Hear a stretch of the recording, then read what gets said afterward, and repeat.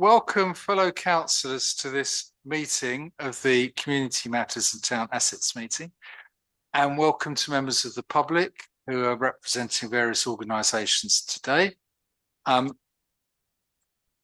We do also have Denise Holway from Probation Service and Steve Harris, our clerk, who is clerking remotely and taking the minutes. So welcome everybody. The fire safety and building evacuation procedure, there's two signs, one at the back, one on the side. If you need to escape, I'd go to the car park opposite or keep going. And apologies for absence, which we were notified of in advance for sort of personal and business reasons, are Janet Davey and Marianne Afsel. So I think we need to formally receive and approve those apologies if councillors are in agreement. Thank you. It's also an invitation if councillors have any interests that might be conflicting to declare it now or later on if it emerges. Have you got something you'd like to?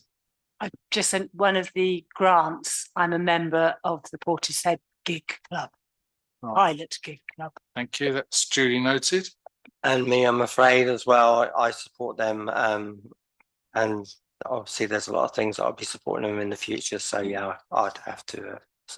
Evidently, we'll be looking at the grants very carefully from the Gig Club. Right. There's just an opportunity here for me. We call it a chair's update, which is really an opportunity to flag a few things.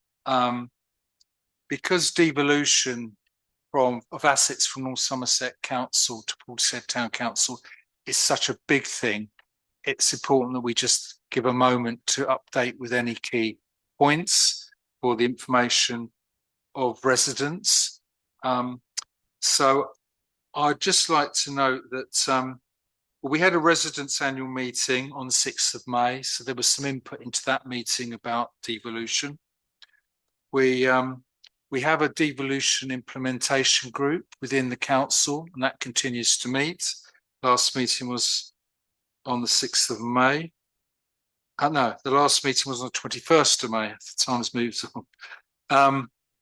And there's a range of ancillary meetings related to devolution. Councillors are meeting with, for example, various officials within councillors and officers within North Somerset Council to try and progress matters. And we also have occasional meetings with particular organisations that may be significantly impacted by the agenda or maybe partners. So, for example, our chairs met recently with representatives of the cricket club and the tennis club, and so that's an ongoing process. The other thing I'd like to note that there's been delays in the legal transfer of land across from North Somerset to Portishead Town Council. We were hoping that would, certainly with the main assets, that would have been achieved by now. So that's been escalated to within North Somerset Council to councillors and officers, and we're hopeful of recent assurances that we've been given that will now be progressed. We're also, as people will be aware, Somerset Hall is a significant asset, but it also comes with significant challenges and costs. And we've been on discussions with North Somerset Council about that. North Somerset Council has, after consulting with us, has written to London and Cambridge Properties with a view to assigning Somerset Hall to the town. But we're awaiting a response from London and Cambridge Properties, and we're also still working with North Somerset Council in terms of issues in relation to costs to maintain and develop that building. Did you want to? Right, London Cambridge Properties, for people who don't know, they're the company that owns the precinct. Sorry. All of the Yeah. shops, the precinct and Somerset Hall. Yeah. It's a property development company. Yeah, sorry. Yeah. Just goes to show you begin to assume people know these things. And the other thing I just know is that the devolution implementation group agreed in principle that there's no urgency about that, but at some point we need to review the leases that various clubs and societies have got, not only in relation to the lake grounds, but across the town, to make sure there's consistency and transparency in relation to those.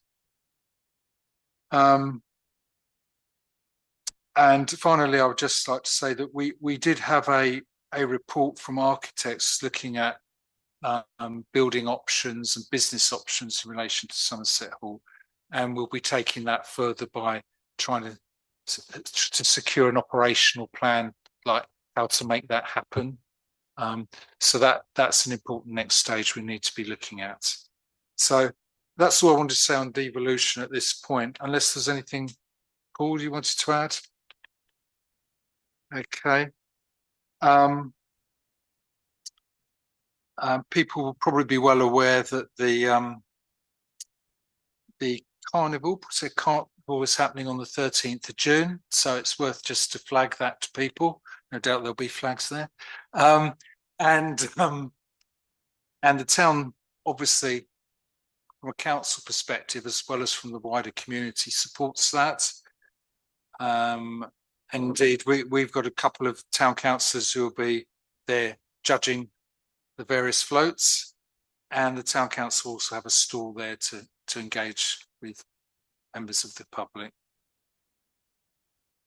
I don't think there's anything more I need to say on that. There is something called the repair shop that BBC promotes, and they have written to parish and town councils just inviting suggestions where there are particular objects that would be recognised by the wider community, that would have strong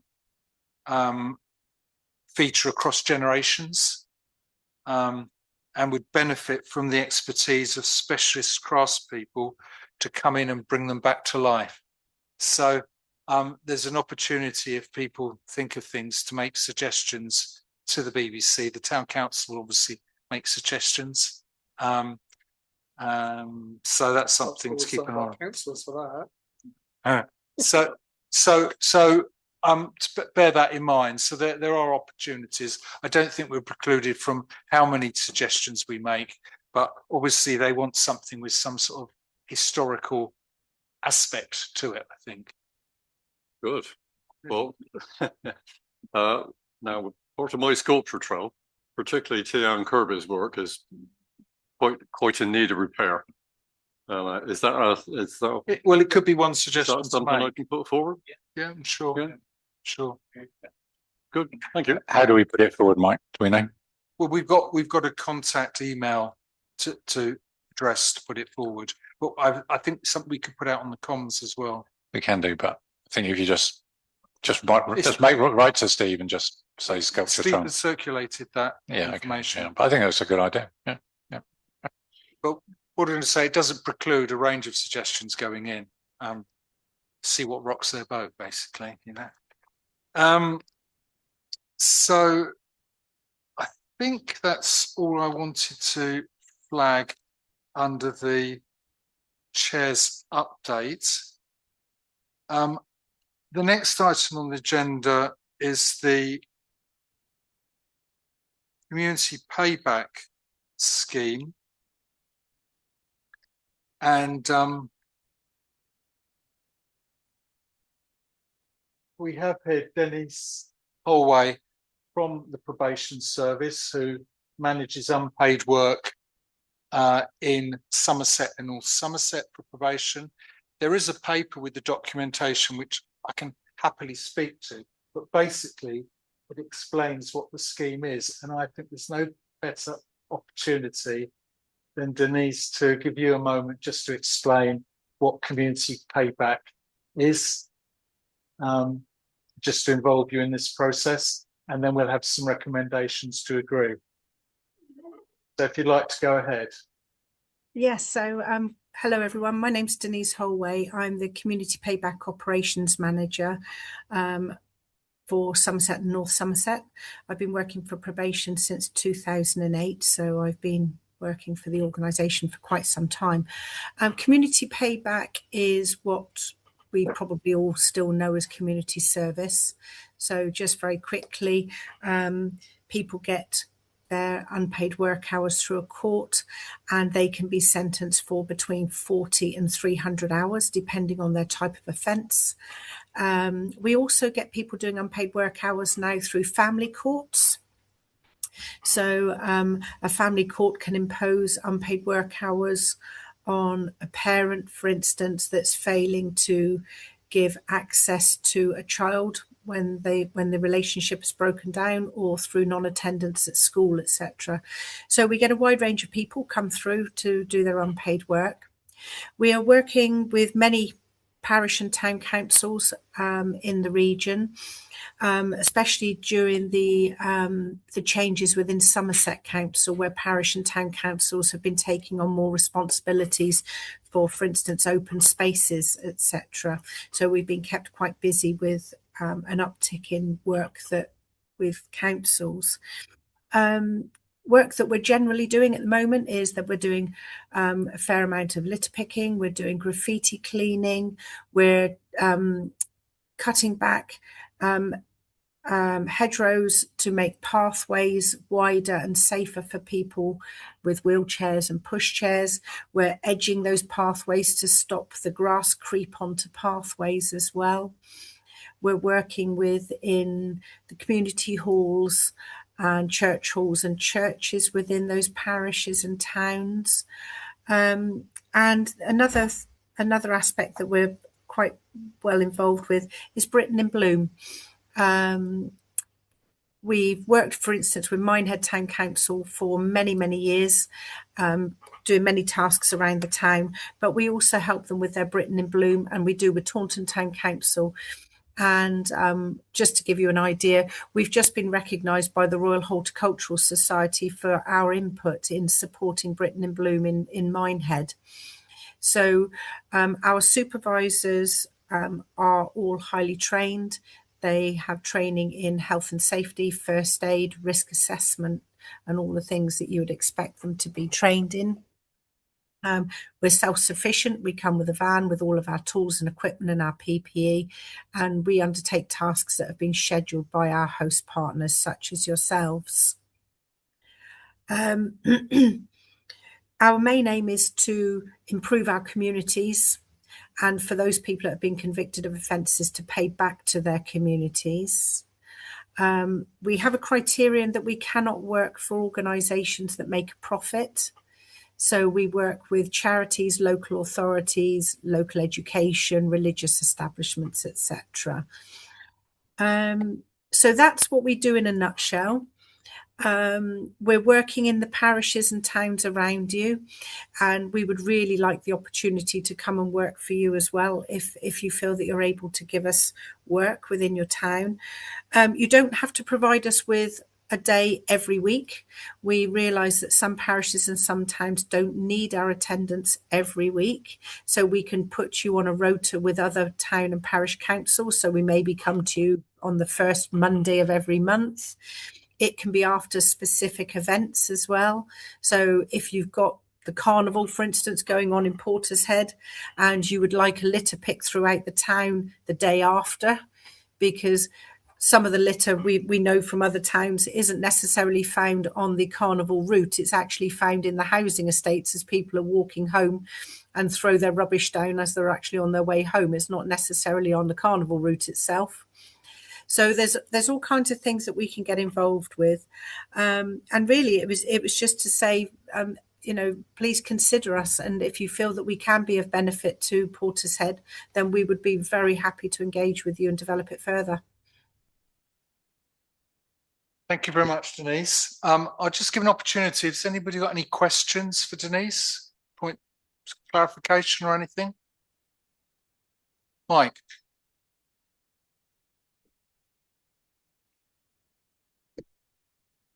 Yeah, thank you. How do you allocate the number of hours per area?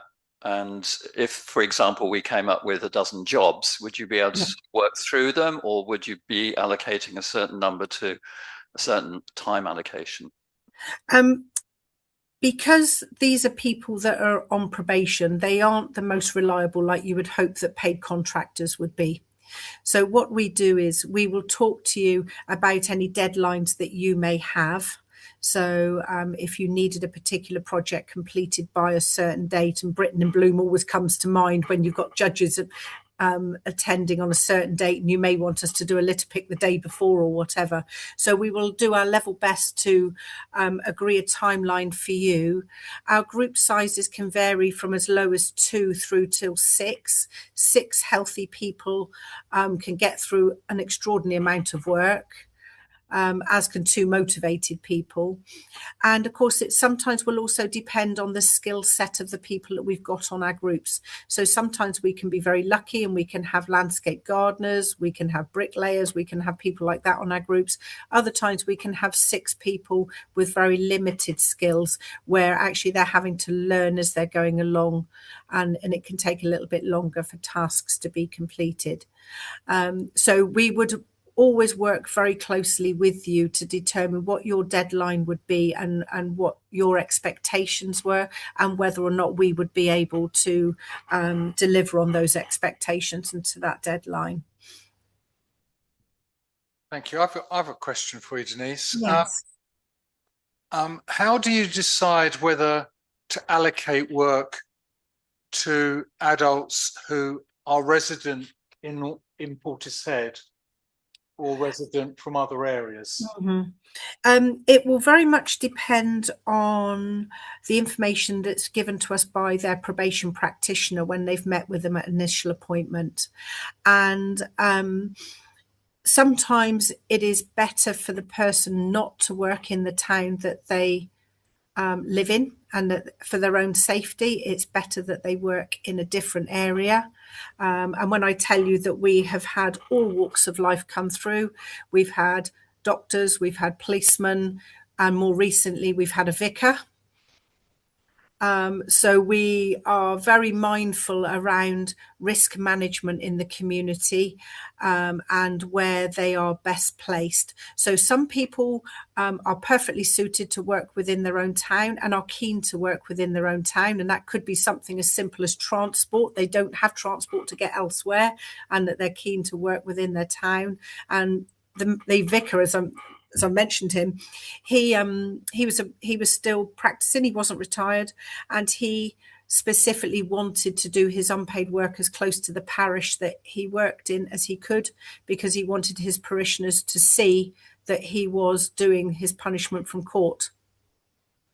So it can vary on what type of offence it is, and around our own risk management needs. The risk management needs of the individual will determine where they work and of course their availability. So if we were coming to you on a Monday and somebody who lived in Portishead worked full time, they may only be available on a Saturday and a Sunday, in which case they would need to work in a different town, because we never interfere with employment or education.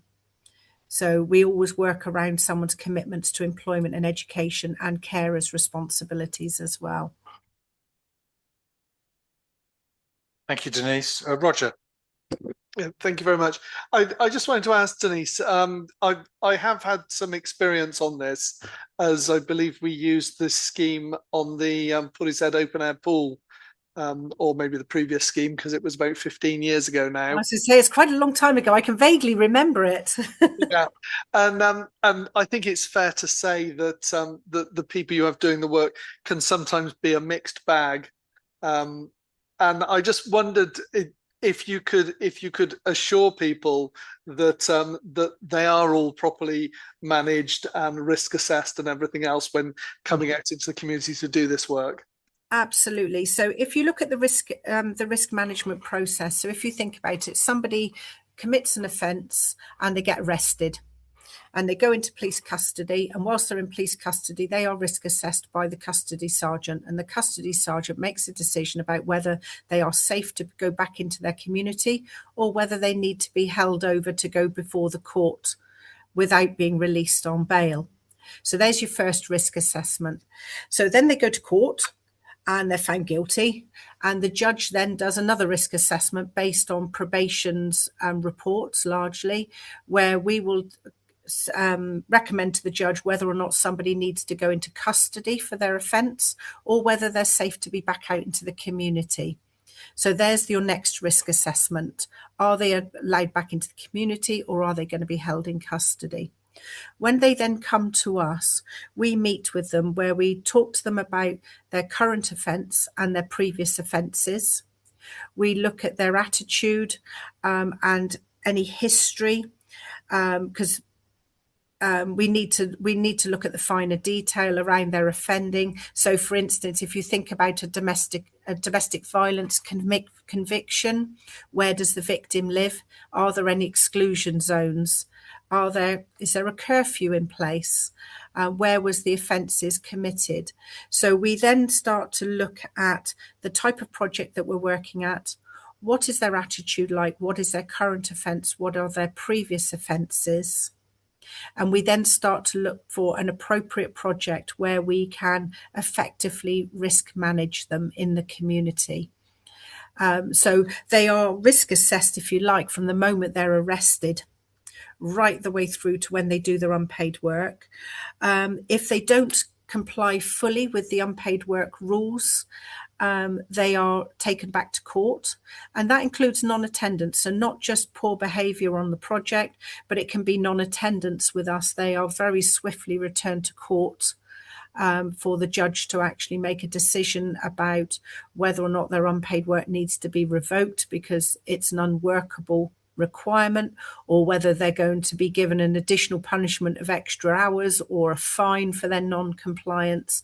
So there's a very quick turnaround for non-compliance as well. The rules while they're on placement are very, very strict. So once they join the supervisor at the start of the day, they are under our supervision for the entire day. So even when they're on their lunch break, they're not allowed to go into any shop or purchase anything from a street stall or anything like that. They are under our supervision for the entire day, including their welfare breaks. And they are brought in with the within the van if they live from outside of the area, or an agreed meeting point if they're meeting us within the town.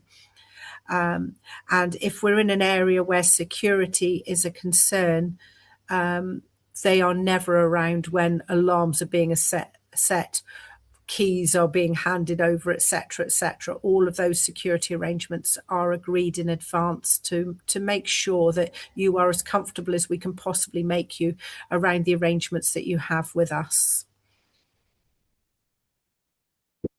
Denise, thank you very much. Yes, thank you, Denise. I think you've given a very thorough explanation of the community payback scheme. If I'll just double check, are there any other questions? I didn't think so. One thing that might that was in the paper that I noticed, we do ask for a small contribution towards welfare costs, etc. But we are also aware that town councils and parish councils, etc., budgets are tight, etc. So if you needed to discuss that further with me aside of the meeting, then please do feel free to contact me and we can discuss the costs. What I would say is, if you ask us, for instance, to stain a fence, to preserve a fence, we would expect you to buy the preservative and the paintbrushes and everything else. If, however, you're asking us to do some weeding or some gardening in the local parks, we come with all of our gardening tools and all of our PPE and all of that. So there's no cost there. Those cost implications are ours. So hopefully the work that you could potentially propose, there would be a negligible cost to you as a council. We try to offset as much as we possibly can because we're keen to be out in the community and working with you. Yeah, thank you, Denise. I'm minded to move to our recommendations. Of course. I don't think they're sufficiently contentious for you to need to leave. I'll read out the recommendations and then we'll take it from there. So the recommendations are that Portishead Town Council approves the establishment of a community payback scheme in Portishead delivered in partnership with Avon Probation Service. II approves a small refreshment budget to support the scheme's operation, suggested maximum £200 annually. And thirdly, agrees a start date of the 1st of June 26 with initial work focused on the High Street and Lake Grounds. I think costs for repairs and that sort of thing will be picked up in the normal course of the council's business. So I don't think it's contentious. So on that basis, could I have a recommendation, Paul, a seconder, Jenny? All those in favour? Any against? No. Can I just check? Sorry, against? No, sorry. Mike, I was just going to say, just to confirm that, because it obviously suggests a £200 figure. So just in terms of the minutes, just to confirm, we're doing at £200? Yeah, £200 is fine. Yeah. I was just going to say, as time goes by and obviously the relationship builds, we would get more of an understanding of how it will progress and, you know, what additional funding may be required. I think it's baby steps at first and we build it up. Okay. And just to confirm for yourselves, although we've said a start date of the 1st of June, that's really just an agreement when the paperwork will all be agreed. But the start date obviously is negotiable with you around any work schedules that you have and when we're able to engage with you as other projects rotate and come to an end. So 1st of June was really just an idea to get things moving, but we wouldn't be coming to knocking on your door for a schedule for the 1st of June, if that makes it a little bit easier for you as well. Okay, thank you, Denise. You're welcome to stay in the meeting, but you're welcome not to stay. Your call. If I'm not needed, then I will leave the meeting at this point. But please feel free, if any questions arise during the meeting, then please feel free to email me afterwards and I will respond accordingly. Thank Thank you you. very much. Thanks, Jenny. Thank you very much. Thank you for your time. Bye-bye. Okay. Next item is minutes of the previous meeting. I'm hoping that councillors have already read them. Can you flag if there are any points of accuracy or matters arising from the minutes? Only one which I've noted, Steve, is just the spelling of Mike's surname. Just seen your email. Yeah, thank you. Yeah, we'll get that corrected. The E, that was all. Yeah. Thank you. Jenny? And I think I gave my apologies, but they're not listed. Oh, yeah, yes. Is that the one you? I was poorly. Yes. You didn't want me coughing all over you. Okay, I can't remember.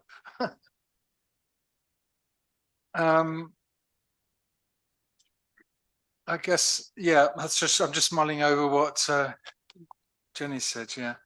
Okay, so can we have a and somebody to propose that we approve the minutes of the 22nd of April? Paul, seconder. Emma, all those in favour? Q, any against? No. Okay, we now have community grant applications. These have been considered by our grant working party. Some, if not all, are here today, so we have that here as well. We have got representatives of the various societies, partly because we think it's a good thing to hear from you, both to recognise the work you do, and I think the ancillary part is to sort of reinforce that we're supporting you on behalf of the town. So if I go through them, the first one is, and as I can't remember everybody's name, if you could, and for the benefit of everybody else, if you could introduce who you are and just only briefly speak to what you do, and maybe how the money helps. So the first one we have is the Portishead Gig Club, and that's I think the name's okay, and that's to consider a grant application of 2,000. So the recommendation is a grant of £2,000, and that's in relation to the purchase of a high quality waterproof cover to protect the new racing gig and trailer. So who would like to speak? If you could come up to the microphone, please, and press the button. No. No worries. I'm Isabel Jones. I'm the chair of Portishead Gig Club. I have been for about 18 months now. So we're a growing gig club. We're coming to our 10th year next year. And obviously you've probably seen us rowing up and down the marina and out through the lock gates. And then we've just been representing the town at the World Championships in the Isles of Scilly and have had our best ever placings, which we were absolutely thrilled at. So we've got about 130 people in the club now, 35 people on our waiting list. And what we're looking for is we're coming through to the next sort of stage of our life as a gig club, and we need a brand new boat, which we've raised £35,000 for at the moment. Now it's going to be about a third lighter than our existing one, so we're hoping for better positions next year, and to be able to have a new gig, a new cover. Wooden gigs are really difficult to keep. You've got to be really careful about them, and to have a brand new waterproof cover would be incredible and enable us to keep it for longer, and be able to also be able to put the name of the town council on the side. Oh, that's worth lots of money.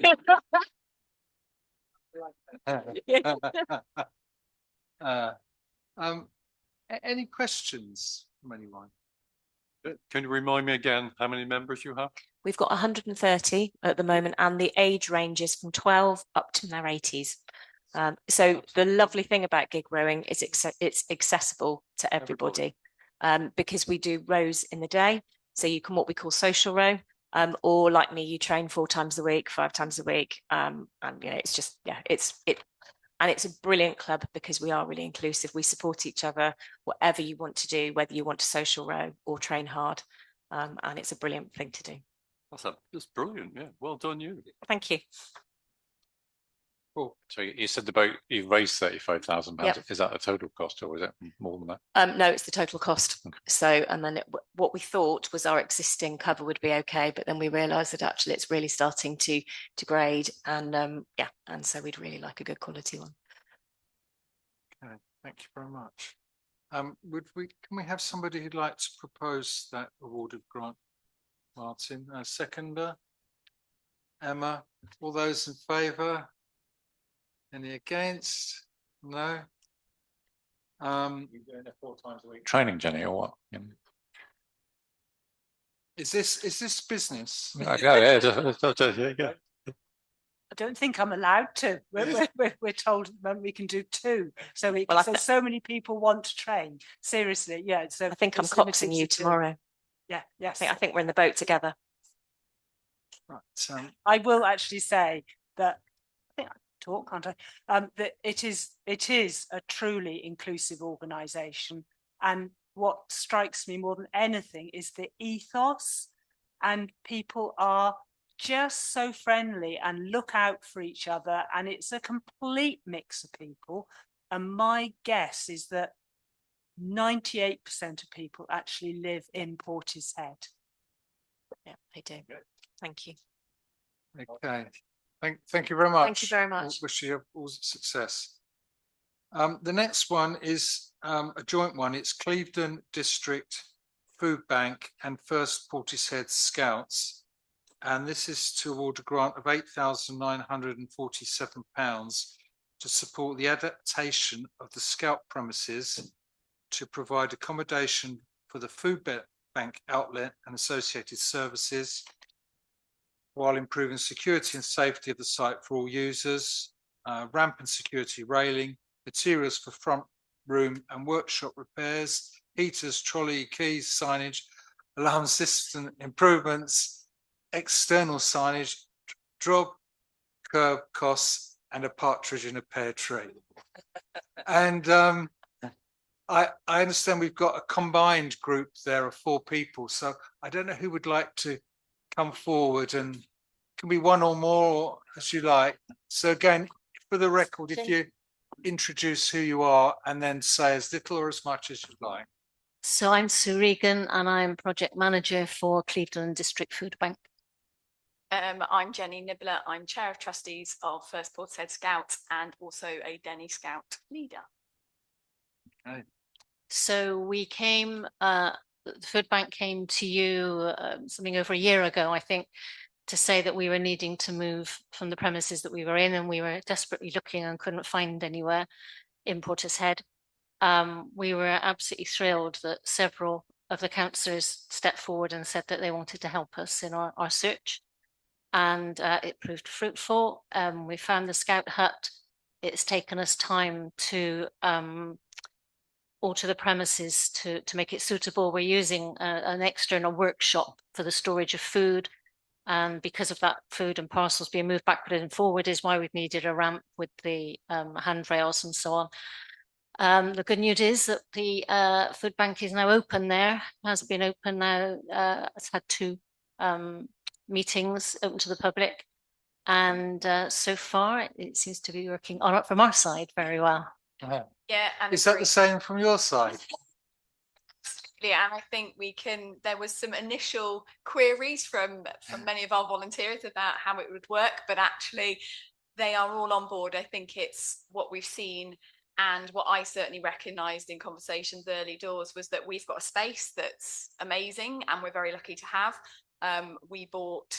The Scout Association bought from Bristol Council over a decade ago, and since then people have done their best to kind of utilise it and do amend in the way that scouting does.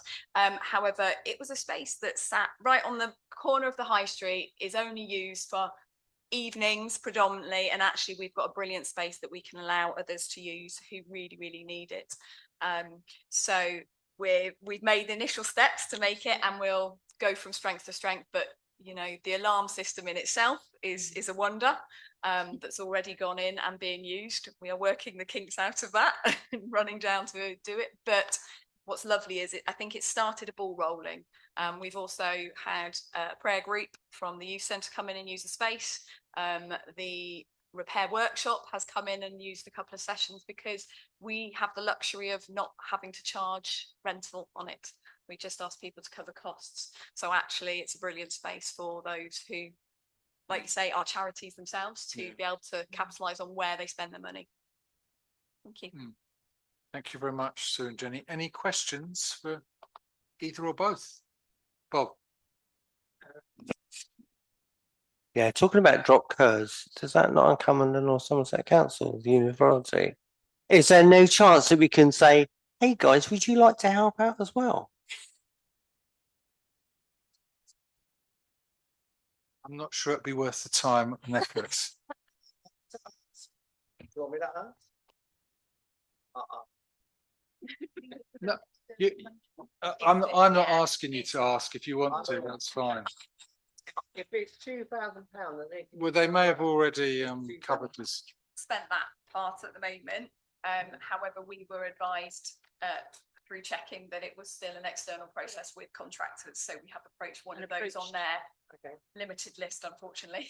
That's been But I'll do a bit of digging. Yeah, what we might be able to do is request that there's no cost for the application, and the cost of the application is waived. So perhaps what we could do is do that. But yeah, the contractors are external, aren't they? So yeah, but that also might be a twist of an arm in one way or direction. Any help is greatly appreciated. Okay. Those offers duly noted. And I'd like to check, is there somebody like to propose? Jenny, somebody like to second? Emma, all those in favour? Any against? No, thank you very much. The third one is Artport, bans on in Portishead.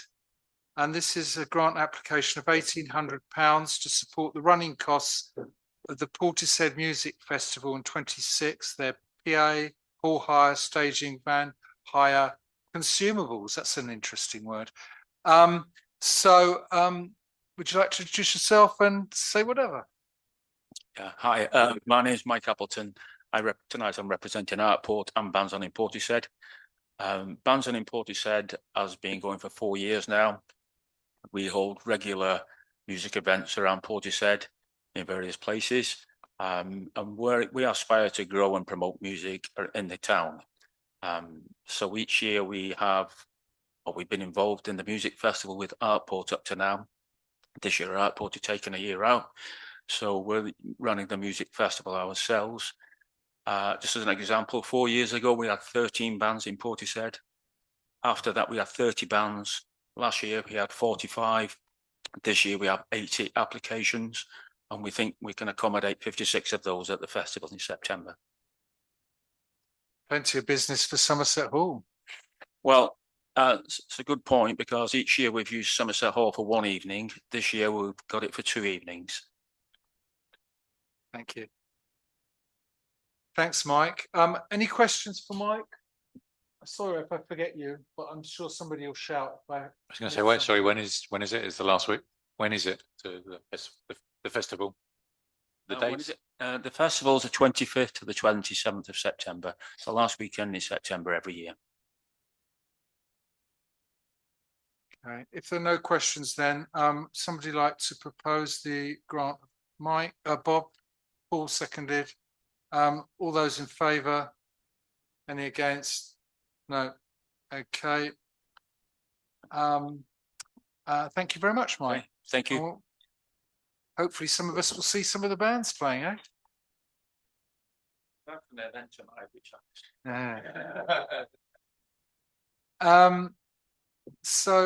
Now it's Portishead Christmas lights. This is for a grant of £14,000 to support the Christmas lights display, switch on event, Posset Christmas market, summer market, and remembrance parade. Do come on forward. Introduce yourself, please. Mastermind, isn't it? Yeah. Good evening. My name You could introduce a new competition. Good evening. My name is Brian Pycroft. I'm Treasurer Director of the Portishead Christmas Lights. I moved to Portishead back in '94, and I've been doing the lights for 25 plus years now. So I'm almost accepted as a Portisheadian, but not quite. Yes. As you know, As you know, we carry out a number of events throughout the year, and we start with have a summer market this year as well. As you all know, our costs are spiraling with the cost of living crisis, etc. We have an increasing burden on things like insurance, health and safety, risk assessments, PPE, and so we're very grateful for the grant we get from the town council. It covers about 40% of our costs each year. The rest we raise through various means. Collections, bucket collections, some fees for the market stall holders that attend. What else? We get donations from some of the businesses as well, and some very generous private donations as well. And we're well supported by the public, so it keeps us going. We have to build up a war chest, really, because the cables, we will be having to replace them, and they don't come cheap to replace a whole set of cables. Would cost us around £45,000. But we don't do that every year, obviously. But they have a lifetime of about 10 years, depending on the abuse they get from some of the vans and lorries that hit them. But generally, we're well supported. We're building up funds, and everything is big. If you buy one light bulb, that's £2.18. When you're buying 3,000, that's £6,000. And we need to turn over that stock because they're out in the winter for 7 weeks a year, and they're getting all sorts of weather, and they only last maybe 2, 3, 4 seasons. We don't actually know how long they last. We can't mark them, what we know. So, but that's what we do. Any questions? Any questions? Is there any new displays this year, or is it? Generally not, but we are looking to perhaps a little bit more lighting, festoon lighting around St Peter's Church, up the walkway by St Peter's Church. So that's a bit of an extension there. We're looking to put some new lights on top of St Peter's Church as well, because they've been there for some time. We're possibly looking at some more uplighters into the big trees. Those uplighters are come at a cost of £275 each for the big one, and about £170 for the smaller one. So just to light up one tree can cost us £1,200, you know. So costs are expensive. Again, we buy 120 Christmas trees every year of various sizes, from the 4-footers that sit in the brackets through to the 18-footer that now sits in the precinct, as opposed to on top of the Somerset Hall, which was a challenge in itself. Thank you. Order, please. Order. Are you going to ask a question, Mike? Haven't got a mic. I was just wondering. Obviously, you've got the summer event coming up. Have you got expectations of that? Because obviously, I presume that money is going towards, again, helping the Christmas lights at a later date. Yeah, I mean, we've got the events guys who part of the Christmas lights are, the money they raise will come back into the Christmas lights. So any money raised in the summer market will come back into the Christmas lights as well. Yes. I mean, it is to me, it was great when you did the light bulb sponsoring last year. Yeah. And I think, you know, something like that for this year as well would be really good. The more information you give the public, I think that more it brings to their support. I think you're right. Yeah, I think, you know, at the moment, we're putting out about 7 kilometres of cable. Nearly 14,000 lamps go out every year. On put up day, we have approximately 100 plus volunteers, and the same with takedown day as well. All throughout the year, there's about 15 of us that do most of the work. And that's what I mean. That sort of information brings in more interest, and then obviously brings in more cash, as to say, because obviously people get an understanding of how much is involved in just doing the Christmas lights. And I think if you can do that, like we do with the bulbs, and explain to people, I think that's a really good way of moving forward. Yeah, I understand that. Yeah, probably a good way. It's a bit more publicity. Yeah. Well, you do brighten up the lives of many people. So, Jenny? Sorry, I was just going to say, combination of what your last two people have just said, that the Christmas lights are just amazing. Thank you. They sort of, we know people come from a long way to see them, and actually my personal view is I think they're the best in the country. and just the amount of people that volunteer, and saying what Bob said, if there's any way that the town council can promote a bit more some of the detail you've given about actually how complex, the logistics of it. I think we I'm sure we would all try and support and publicise that. You probably all bumped into one of the 220 scaffold poles that are out there sometime or another. Paul, you asked if we got any other extensions. We are in discussions to help light up the RNLI building around that area. Say, are there such things as Christmas lights awards? Because I thought you. There are Christmas lights awards. We came third nationally, I think. I think Blashare is a company that runs it, who manufacture, and we enter most years. I think perhaps we're excluded after a while for entering. But we came second or third in the. Well, they said the amateur display, but it's certainly not all amateurs. that was a bit rude, wasn't it? I think no. I think we're probably. We think we're probably the best in the country for voluntary lights. Not having contractors do them. We don't know for sure, but we think so. We like to think so. Nobody would disagree with that. I'm sorry, but okay. Thank you very much. I suggest we now move to take the proposal. Do we have somebody who'd like to propose the recommendation? Martin was in first, Emma second. All those in favour? You're not really allowed to vote. I know that. I'm joking. I know that. We'll make a note of it. The numbers. And everybody behind you voted in favour as well. Oh, that's good then. Yeah. That's okay. So that's duly passed. Nobody against. As So you thank put you very your hand much. up, actually, that means you're now a councillor. Yeah. Watch what you do. Yeah. Yeah. Be careful what you wish for. Yeah. Thank you. Yeah. Thank you very much. Thank you. I mean, I would say, all the grants that have been awarded, it's not just about the money.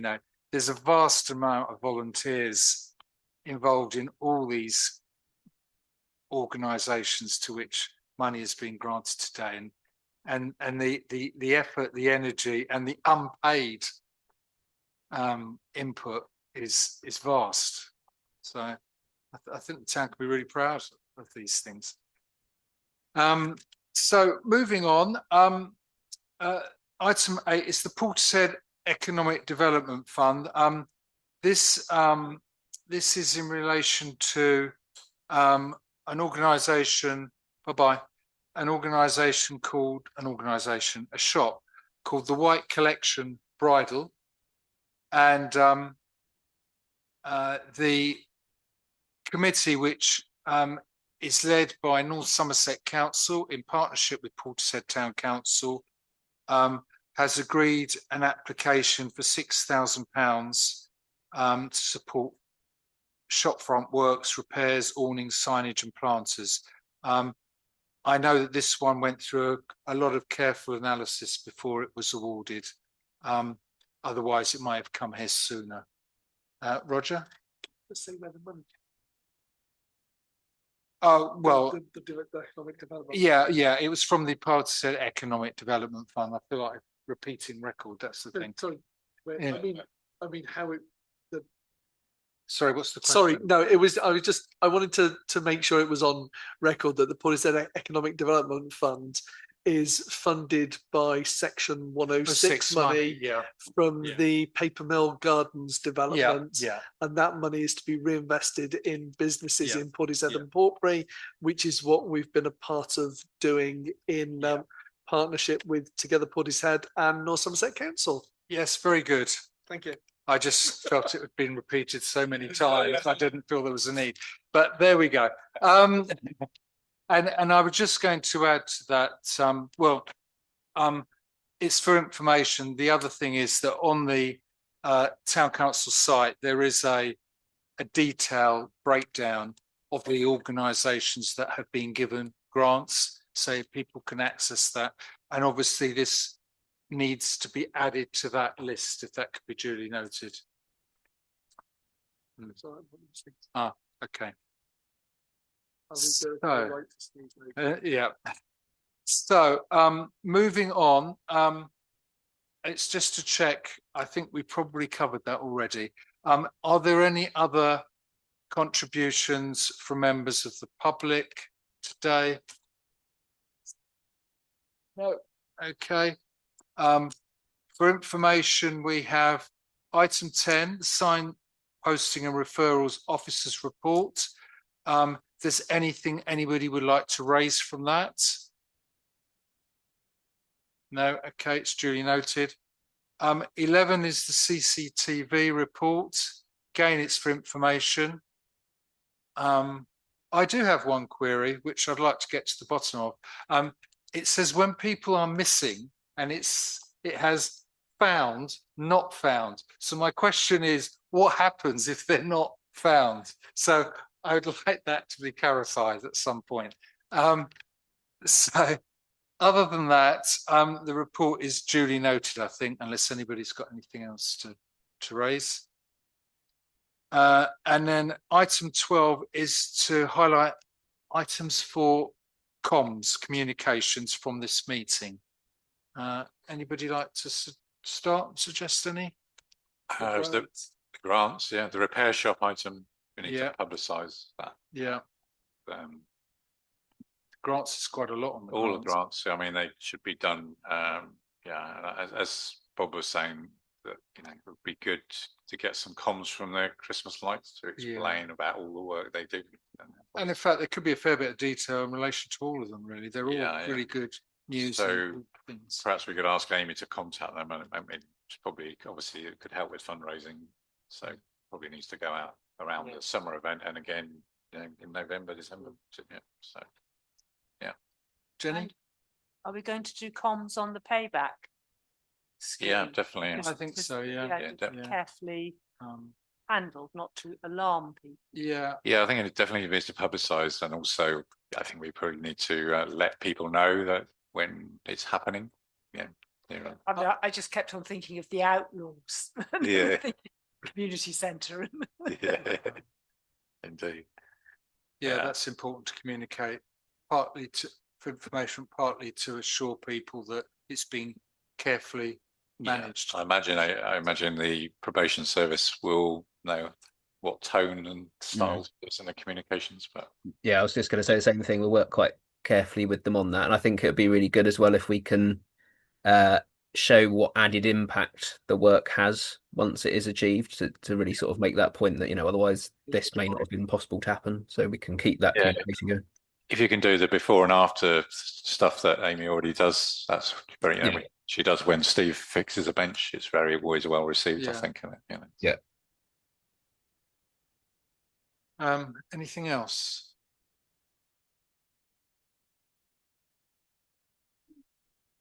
Okay. The date of the next meeting is 24th of June, duly noted, and I declare the meeting closed.